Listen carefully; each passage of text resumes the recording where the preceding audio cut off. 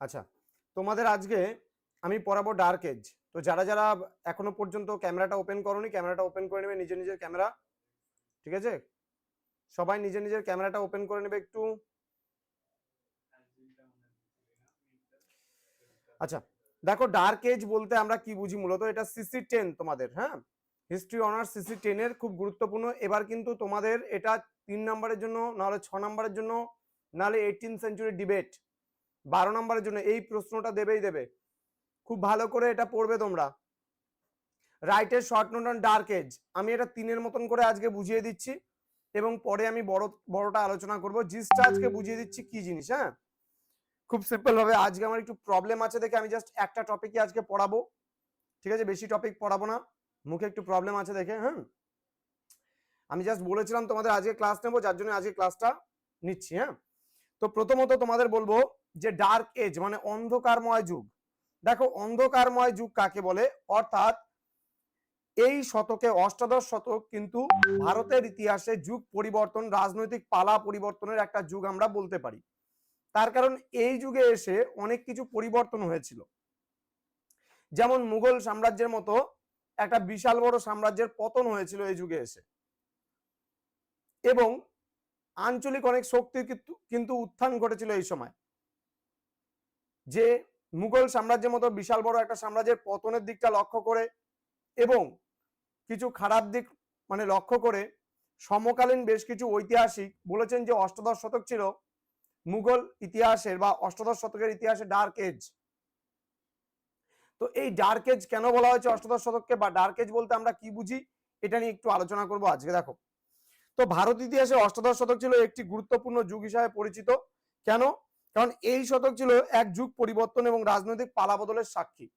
এখানে রাজনৈতিক কিছু দিক পরিবর্তন হয়েছিল, আমরা এখানে দেখতে পাই খুব ইজিলি ভাবে। হ্যাঁ, কি বলছে, এই সাম্রাজ্যে বা এই সময়ে বা এই শতকে আমরা যদি বলি যে মুঘল সাম্রাজ্যের মতো একটা বিশাল বড় সাম্রাজ্য কিন্তু এই সময় পতনমুখী হয়েছিল, তেমনি প্রচুর পরিমাণে আঞ্চলিক শক্তি উত্থান ঘটেছিল এই সময়, এবং বিদেশি বণিক আমাদের ভারতে এসে ক্ষমতা দখল করেছিল, অর্থাৎ ব্রিটিশার্সরা।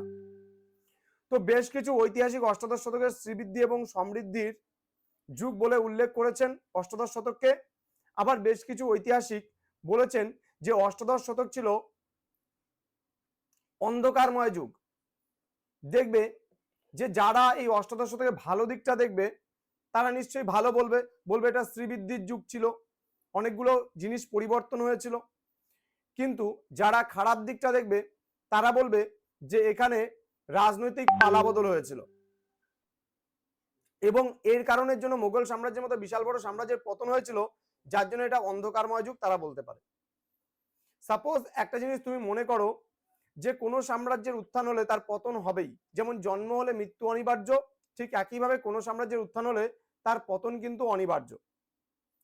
তো মুঘল সাম্রাজ্যের পতনের ক্ষেত্রেও কিন্তু এর ব্যতিক্রম ঘটেনি। যত বড়ই সাম্রাজ্য বলো ইতিহাসের, তা কিন্তু কালের মানে প্রকোপে একদিন ঠিক তা অবলুপ্ত হয়ে যাবে এবং তা ধ্বংসের বা পতনমুখী হবেই।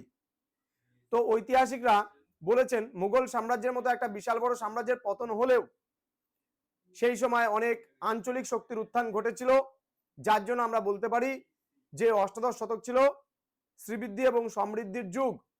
কিন্তু যারা শুধুমাত্র পতনটা দেখেছে তারা বলেছে যে কোনো মতেই এটাকে শ্রীবৃদ্ধি বা সমৃদ্ধির যুগ বলা যাবে না, কারণ দীর্ঘদিন ধরে টিকে থাকা এই মুঘল সাম্রাজ্য পতনমুখী হয়েছিল, যার জন্য তারা এই শতকটিকে, অষ্টাদশ শতকটিকে ডার্ক এজ বা অন্ধকারময় যুগ বলেছেন।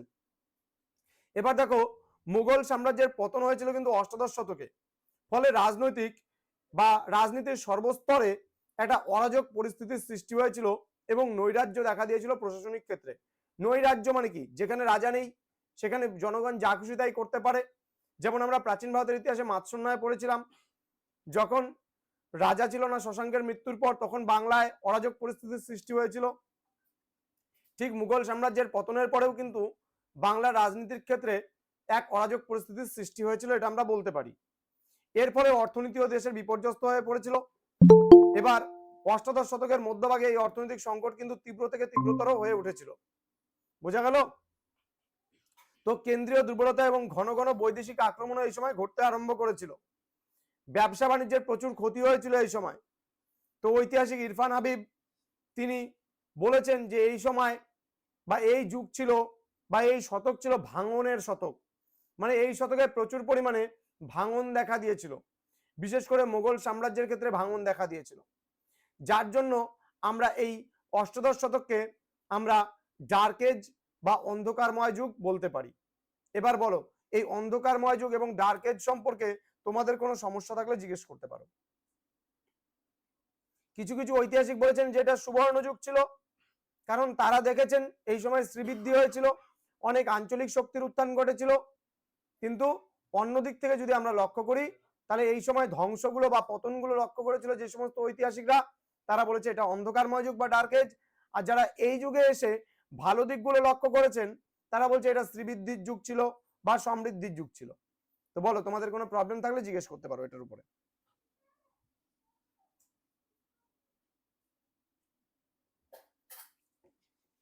দেখো, দেখলে একটা জিনিস, স্টুডেন্টরা কি বলে, বলে স্যার ক্লাস নেয় না, বলে না নোটস পত্র তো কোন কালে দিয়ে রেখে দিয়েছি, 3টা পেপারেরই ম্যাক্সিমাম নোটস দেওয়া হয়ে গেছে। স্টুডেন্টরা বলে স্যার ক্লাস নেয় না, বই লেখালেখির কারণে একটু যদি ব্যস্ত থাকি বলে স্যার ক্লাস নেয় না। আর ক্লাস দিলে পরে তোমাদের ব্যাচের মধ্যে 25 জন স্টুডেন্টের কাছাকাছি আছে, 25 জন, তার মধ্যে মাত্র আজকে 4 জন ক্লাস করছো আর একজন হয়তো নেটওয়ার্কের সমস্যার জন্য লেফট করলো। এই 5 জন গ্রুপে জয়েন হয়েছে, 20 জনই নাই। একটা জিনিস বুঝিয়ে দিলে বুঝবে না, শুনবে না। আর যদি মাঝখান থেকে একটা বাদ দেই একদিন ক্লাস, বাস হয়ে গেছে। বলো এবার তোমাদের বক্তব্য কি আছে।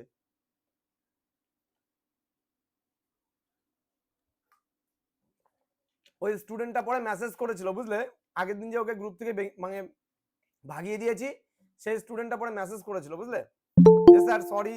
আমি ধর তো নিকুচি করেছে সরি, এত বড় কথা বলো তুমি স্যারকে।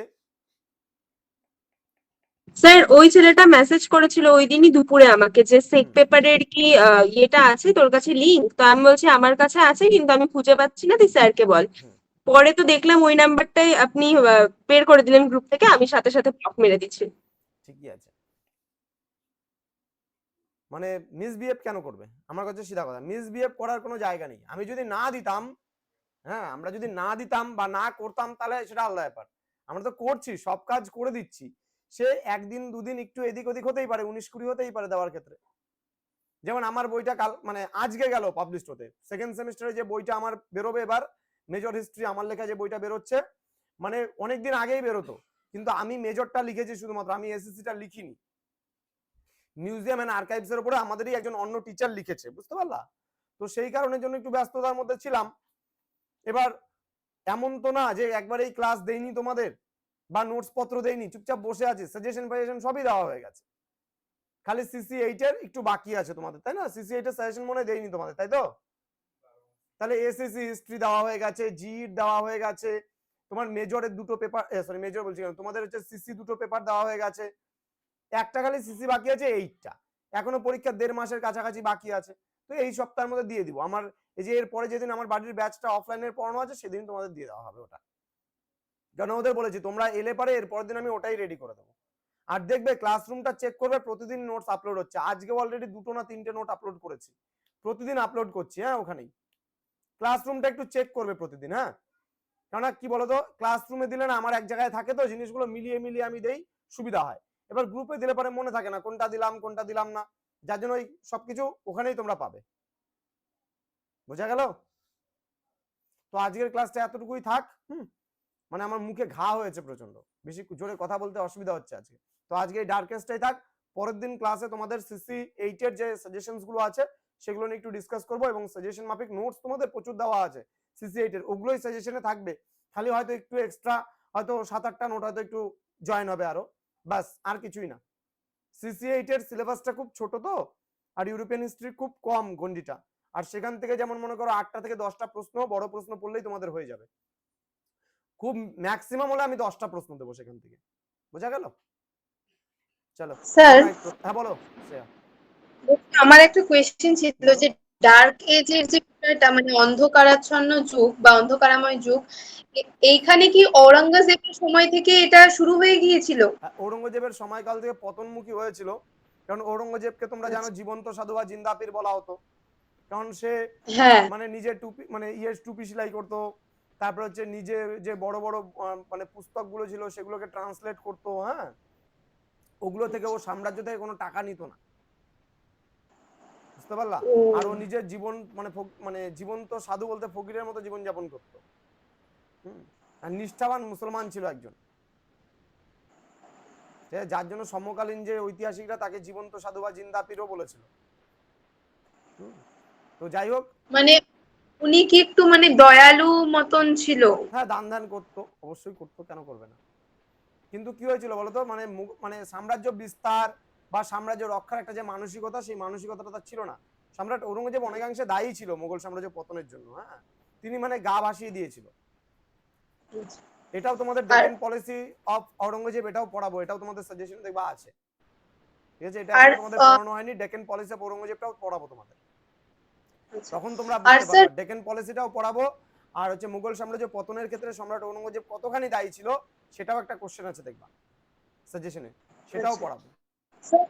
আর এই যে অন্ধকারাচ্ছন্ন যুগটা বা ডার্ক এজটা মানে শেষ কখন হয়েছিল, কার সময় থেকে এটা শেষ হয়ে গিয়েছিল? শেষ বলা যাবে না, তার কারণ কি দেখো, ডার্ক এজ বা অন্ধকারময় যুগ আমরা গোটা অষ্টাদশ শতককে বলছি তো, কারণ অষ্টাদশ শতকে মুঘল হ্যাঁ। সাম্রাজ্যটা শেষ হলো, ধ্বংস হলো। ধ্বংস হওয়ার পরে হ্যাঁ। আবার ব্রিটিশার্সরা আসা শুরু হলো সেই সময় থেকে, ইংরেজ ইস্ট ইন্ডিয়া কোম্পানি। হুম, ইংরেজ ইস্ট ইন্ডিয়া কোম্পানি আগমন ঘটলো, পলাশির যুদ্ধ, বক্সারের যুদ্ধ, সপ্ত অষ্টাদশ শতক নাগাদই ঘটলো। ধীরে ধীরে ব্রিটিশার্সদের আচ্ছা। হাতে ক্ষমতাটা আসা শুরু করলো। তাহলে একটা শক্তির হাত থেকে আরেকটা শক্তির হাতে ক্ষমতার উত্তরণ হলো। তাহলে আমাদের ভারতবর্ষের যে একটা শক্তি ছিল এই মুঘলদের হাতে, সেই মানে শক্তিটা ব্যাহত হলো। তো যার জন্য ঐতিহাসিকরা বলেছেন তো এটা ডার্ক এজ। আবার ব্রিটিশার্সরা এসে অনেক কিছু ভালোও করে দিয়ে গেছে, আবার খালি যে খারাপ করেছিল এই দিকটাও বলা যাবে না, তাদের ভালো দিকটাও হ্যাঁ। আমাদের লক্ষ্য করতে হবে, তাই না? অনেক কিছু ভালোও করেছিল, অনেক কিছু নির্মাণ করেছিল, রেলপথ নিয়ে এসেছিল, টেলিগ্রাফ নিয়ে এসেছিল, হুম, অনেক কিছু উন্নতি ঘটেছিল, পুলিশ ব্যবস্থা, তারপরে তোমার হচ্ছে আজকে যে আমাদের civil service, Lord Cornwallis civil সার্ভিসের প্রবর্তক ছিলেন, অনেক কিছু করেছে, যেমন খারাপ করেছে ভালোও করেছে।